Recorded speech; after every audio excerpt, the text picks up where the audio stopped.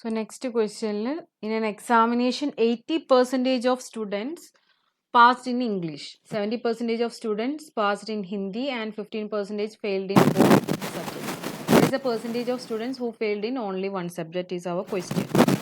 So namukku okay, percentage of students 80% of students passed in English എന്നാണ് തന്നിട്ടുള്ളത്. അപ്പോൾ നമുക്ക് percentage of students failed in English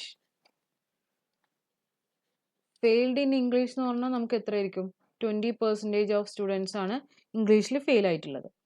അതുപോലെ തന്നെ next 70% of students passed in Hindi തന്നിട്ടുണ്ട്. അപ്പം ഫെയിൽഡ് ഇൻ ഹിന്ദി എത്ര പെർസെൻറ്റേജ് ആയിരിക്കും?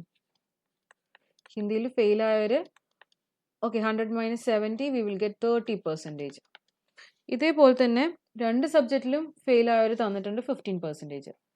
Okay, so failed in both 15% ആണ്. ഓക്കെ, സോ ഓൺലി വൺ സബ്ജക്റ്റിൽ എത്ര പെർസെൻറ്റേജ് ആണ് ഫെയിൽ ആയി എന്നുള്ളതാണ് നമുക്ക് കണ്ടുപിടിക്കേണ്ടത്. So the percentage of students who failed in only one subject. So നമുക്ക് ഓക്കെ വെൻ ഡയഗ്രാം വരച്ച് നോക്കുമ്പോൾ so percentage of students failed in ഇംഗ്ലീഷിലും അതുപോലെ തന്നെ percentage of students who failed in Hindi.